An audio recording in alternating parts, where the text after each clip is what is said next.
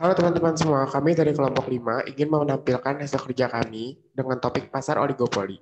Sebelum kami masuk ke dalam materi, saya akan memperkenalkan anggota kelompok terlebih dahulu. Yang pertama ada Devita, lalu ada Muhammad Iqbal Ramadan, dan ada Flaviana Vilaria Anu.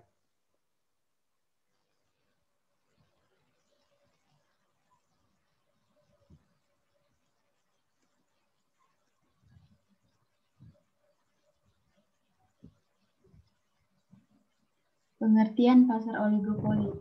Pasar oligopoli adalah suatu struktur pasar di mana hanya terdapat beberapa produsen yang hanya menghasilkan barang-barang yang bersaing.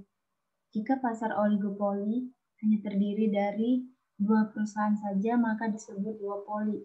Dalam oligopoli, perusahaan mempromosikan dirinya sebagai bagian yang terkait dengan pemain pasar, di mana keuntungan yang mereka dapatkan tergantung pada tindak tanduk pesaing mereka. Sehingga semua perusahaan promosi iklan, pengenalan produk baru, perubahan harga, dan lain sebagainya dapat dilakukan dengan tujuan menjauh konsumen dari pesaing mereka. Praktek oligopoli umumnya dilakukan sebagai salah satu upaya untuk menambah perusahaan potensial untuk masuk ke dalam pasar. Perusahaan melakukan oligopoli sebagai salah satu usaha untuk menikmati laba normal di bawah tingkat maksimum dengan mendapatkan harga jual terbatas sehingga menyebabkan kompetensi harga di antara pelaku usaha yang melakukan praktek oligopoli menjadi tidak ada. Salah satu bentuk produk yang masuk kategori pasar oligopoli adalah rokok.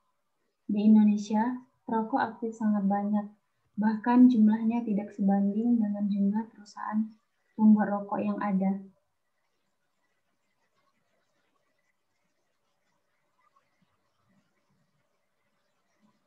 Karakteristik pasar oligopoli. Yang pertama, hanya sedikit perusahaan dalam industri atau few number of firms. Secara teoritis sulit sekali untuk menetapkan berapa jumlah perusahaan dalam pasar agar dapat dikatakan oligopoli. Namun untuk dasar analisis biasanya, jumlah perusahaan diasumsikan kurang dari 10. Dan kasus tertentu hanya terdapat 2 perusahaan, duopoli. Kekuatan perusahaan-perusahaan dalam industri dapat diukur dengan menghitung rasio konsentrasi atau concentration ratio. Kedua, produk homogen atau terdiferensiasi atau homogen or differentiated of product. Perbedaan sifat output yang dihasilkan akan mempengaruhi perilaku perusahaan dalam mencapai kondisi optimal, laba maksimum. Jika dalam pasar persaingan sempurna, perusahaan mengatur jumlah output atau output strategi untuk meningkatkan laba. Dalam pasar monopoli hanya satu perusahaan yang mampu mengendalikan harga dan output. Maka dalam pasar oligopoli, bentuk persaingan antar perusahaan adalah persaingan harga atau pricing strategi dan non-harga atau non-pricing strategi.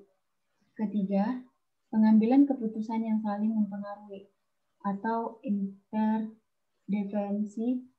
decision.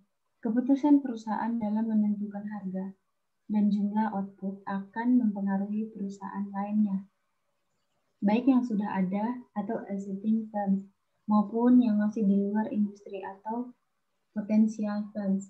Yang keempat, kompetisi non-harga atau non-pricing competition. Dalam upayanya mencapai kondisi optimal, perusahaan tidak hanya bersaing dalam harga, namun juga non-harga. Adapun bentuk-bentuk kompetisi non-harga.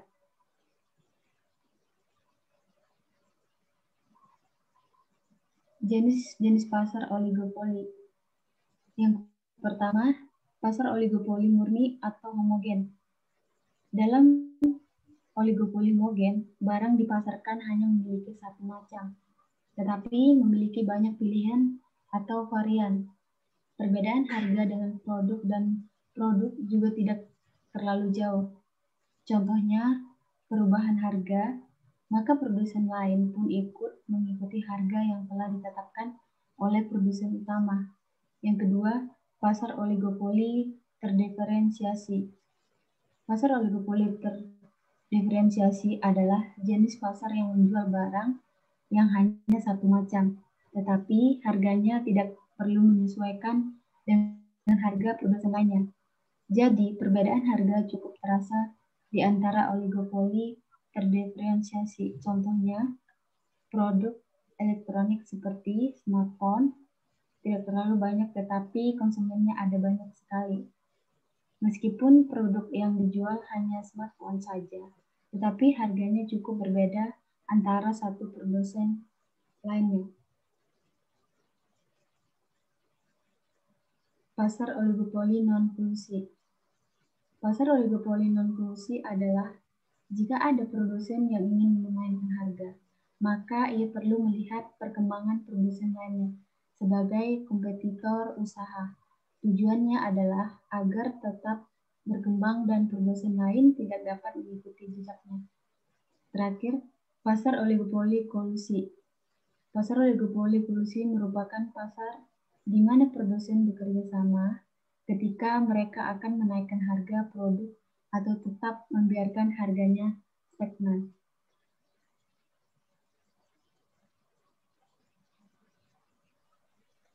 Kelebihan pasar oligopoli. Yang pertama, persaingan yang ketat menjadikan setiap perusahaan sangat mengupayakan inovasi dan menjaga kualitas terbaiknya. Yang kedua, harga pokok menjadi lebih sesuai dengan keinginan konsumen karena persaingan antara produsen yang ketat membuat masing-masing produsen tidak mau mematok harga terlalu tinggi. Yang ketiga, meskipun tidak banyak, tetapi setidaknya konsumen punya beberapa pilihan merek yang sesuai dengan keinginannya. Yang keempat, kegiatan produksi menjadi lebih efektif.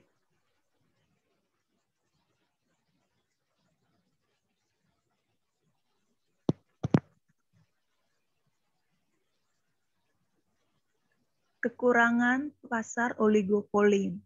Yang pertama, produsen baru sulit masuk. Produsen yang sulit ada bersaing dengan harga sehingga produsen yang baru sulit untuk masuk. Produsen yang baru akan kesulitan bersaing dengan produk yang sudah ada. Apalagi persaingan produsen juga sangat ketat. Yang kedua, produsen utama sangat mempengaruhi pasar. Dalam oligopoli, produsen yang lain sangat mempengaruhi kondisi pasar. Produsen lainnya harus menyesuaikan dengan kebijakan atau keputusan produsen utama. Misalnya, saat produsen utama menaikkan harga atau menurunkan harga, maka produsen yang lain akan menyesuaikan. Yang ketiga, strategi marketing harus bagus. Dengan ketatnya persaingan antara produsen, inovasi produk harus selalu dibuat. Selain itu, strategi pemasaran harus dipikirkan secara matang agar konsumen tahu produk yang dibuat dan tetap tertarik dengan produk produsen.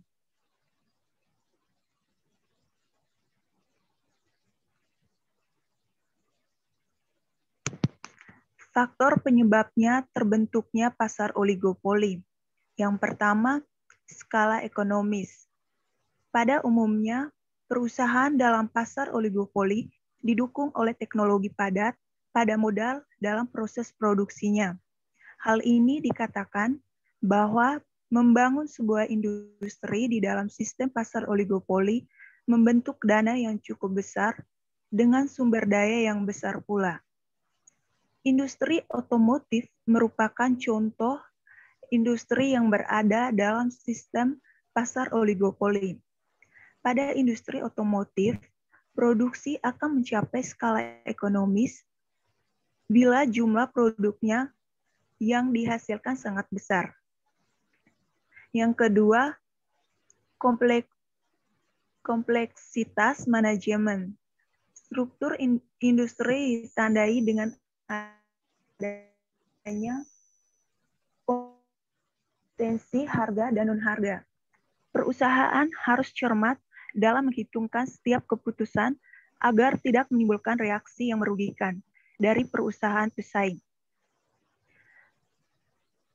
Pada pasar oligopoli, selain harus memiliki modal cukup besar, perusahaan juga dituntut untuk memiliki kemampuan manajemen yang sangat baik agar mampu bertahan dalam struktur industri yang persaingannya cukup kompleks.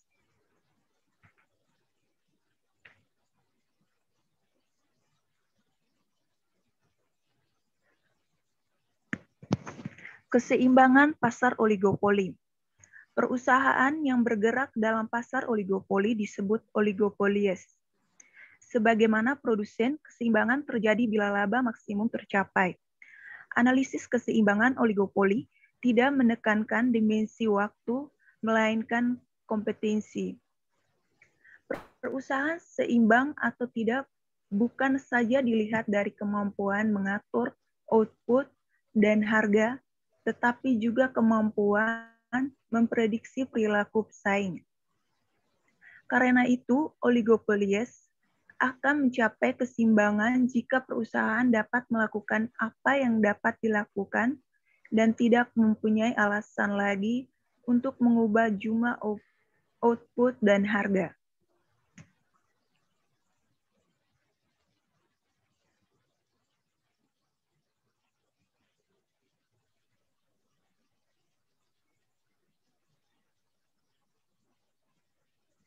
Keseimbangan jangka panjang dan jangka pendek oligopoli. Yang pertama, jangka panjang. Dalam jangka panjang, oligopoli dapat menyebabkan efek yang merugikan seperti berikut ini. Yang pertama, P lebih besar NC dan karenanya terdapat inefisiensi alokasi sumber daya ekonomi ke perusahaan-perusahaan dalam industri oligopolistik.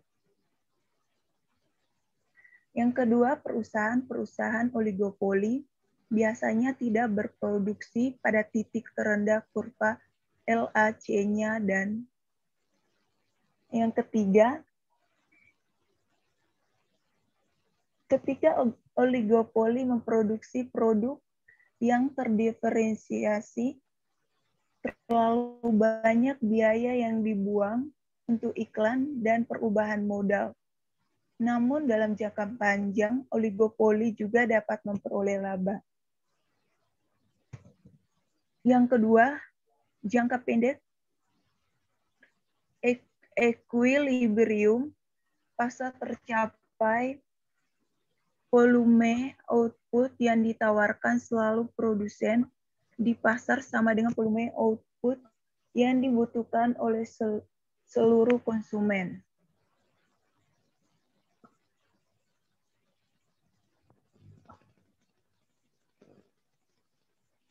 Kurva permintaan oligopoli. Berikut ini adalah contoh kurva permintaan pada suatu perusahaan. Kurva yang relevan bagi perusahaan adalah pada titik A, B, D, 2 atau garis tidak putus-putus. Batas P1, kurva permintaan yang relevan adalah AB.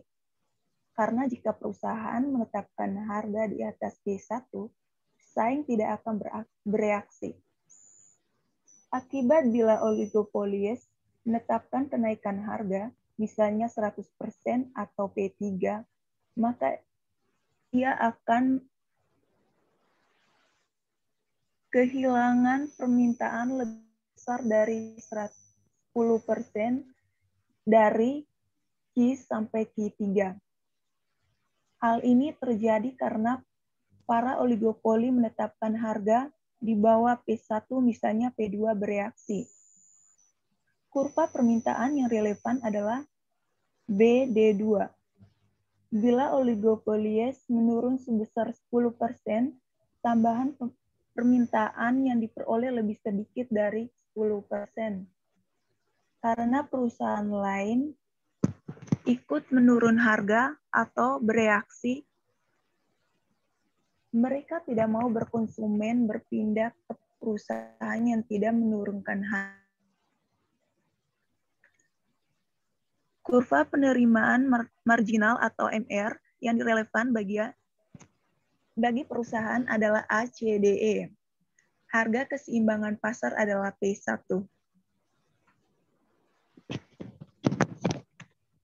Kurva keseimbangan perusahaan dalam oligopoli. Pada contoh kurva keseimbangan ini, oligopolis berada dalam keseimbangan pada saat MR sama dengan MC atau pada titik D dengan jumlah output Q1.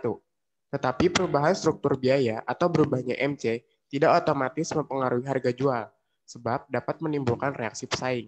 Jika MC bergeser antara MC1 sampai MC2, harga tidak berubah. Oligopolis tidak akan mengubah jumlah output, sebab sangat merugikan. Misalnya output dinaikkan ke Q2, pesaing akan bereaksi karena kurva MR lebih besar daripada MC. Jika oligopolis mengurangi output ke Q3, harga lebih tinggi dari P1. Pesaing tidak akan bereaksi, sehingga hal ini merugikan. Sebab pada produksi Q3, MR lebih besar daripada MC, dan laba yang diperoleh berkurang. Contoh soal, model kurva permintaan bengkok, atau the King Demand Curve. Misalnya seorang produsen oligopoli atau non-collusive oligopoli, apabila ia menaikkan harga produk yang dijualnya, maka kurva yang dihadapinya mempunyai fungsi Q1 sama dengan 280 dikurang 40 P1, atau P1 sama dengan 7 dikurang 0,025 Q1. Dan untuk penurunan harga, fungsi permintaannya Q2 sama dengan 100 dikurang 10 P2, atau P2 sama dengan 10 dikurang 0,1 Q2, di mana Q sama dengan output dan P adalah harga dalam miliaran rupiah. Jika fungsi biaya produksi totalnya adalah TC sama dengan 2Q ditambah 0,025 Q2, maka berapakah jumlah output yang terjual dan harga penjualan output produsen oligopoli? Karena produsen non-collusive oligopoli menghadapi King Demand Curve. Maka berapakah batas atas dan batas bawah dari keputusan MR? Penyelesaian.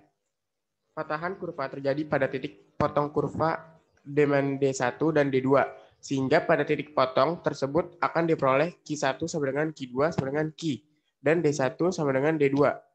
Dan jika P1 sama dengan P2, sehingga 7 dikurang 0,025 Q sama dengan 10 dikurang 0,1 Q, atau 0,075 sama dengan 3/2. Q sama dengan 3 dibagi 0,075 sama dengan 40 unit. P1 sama dengan 7 dikurang 0,025 dikali 40 sama dengan 6. P2 10 dikurang 0,1 dikali 40 sama dengan 6. Batas atas dan batas bawah dari terputusnya kurva MR yang discontinue. MR1 sama dengan delta TR1 dibagi delta Q1. Karena TR1 sama dengan P1 dikali Q1, maka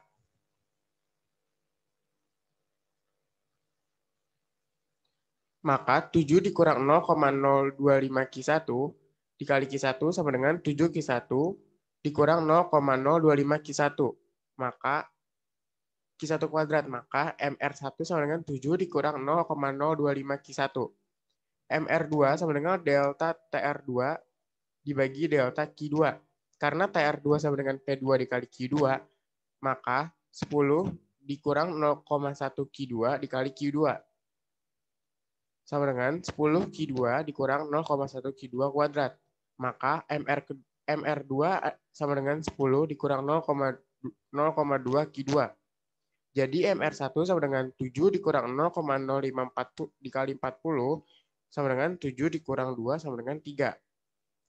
Dan MR2 sama dengan 10 dikurang 0,2 dikali 40 sama dengan 10 dikurang 8 sama dengan 2. Nah, ini adalah kurva yang tadi telah kita perhitungkan. Lalu ada studi kasus perusahaan oligopoli. Analisis persaingan produk sepeda motor berdasarkan segmen pasar dan posisi produk dalam pasar oligopoli. Dewasa ini, industri otomotif Indonesia, khususnya industri sepeda motor, sedang mengalami perkembangan sangat pesat. Di antara produk sepeda motor, jenis motor bebek 4 langkah dengan kapasitas 100 sampai 110 cc merupakan produk yang digemari oleh konsumen. Adanya persaingan yang ketat di antara merek-merek sepeda motor bebek 4 langkah 100 sampai 110 cc mengharuskan produsen sepeda motor tersebut memiliki strategi pemasaran yang tepat dalam menghadapi pesaing-pesaingnya. Strategi pemasaran dapat ditentukan setelah produsen mengetahui segmen dan posisi sepeda motor yang diproduksinya. Segmentasi pasar dan positioning produk merupakan langkah yang diambil oleh perusahaan dalam menentukan sasaran pasar. Segmentasi pasar adalah kegiatan membagi-bagi pasar suatu produk yang bersifat heterogen ke dalam satuan-satuan pasar atau segmen pasar yang bersifat homogeni. Produksi barang dan jasa yang diperjualbelikan lazimnya bervariasi, baik dalam merek, mutu, kampanye iklan yang dilakukan dan dampak-dampak psikologis yang berbeda-beda terhadap konsumen. Penempatan atau positioning adalah tindakan merancang produk dan bauran pemasaran agar tercipta kesan tertentu di ingatan konsumen. Harga bukan merupakan pendongkrak penjualan konsumen, melainkan kemampuan perusahaan menciptakan brand image atau citra baik pada konsumen, menarik market share, dan mencegah pesaing baru, sehingga bisa menimbulkan sikap fanatisme terhadap produk. Karena iklan dan promosi memiliki peran penting dalam merebut dan mempertahankan konsumen, sehingga memerlukan kampanye iklan yang luas dan besar. Biayanya dari 8 merek sepeda motor yang diajukan pada kuesioner pendahuluan. 5 merek sepeda motor yang dipilih sebagai sebagian besar responden, lebih dari 50%, yaitu Honda atau Supra Extreme, Yamaha atau Vega, Suzuki atau Shogun Cakram, Jialing atau Safari JL100, dan Kawasaki atau KZ. Sedangkan atribut yang dipilih oleh sebagian besar responden, lebih besar dari 60%, adalah harga produk baru, ketersediaan dan harga suku cadang, harga jual produk setelah dipakai atau bekas, konsumsi bahan bakar, dan model. Sekian dari kami. Apabila ada yang kurang jelas dan ingin ditanyakan, silakan dipertanyakan. Terima kasih.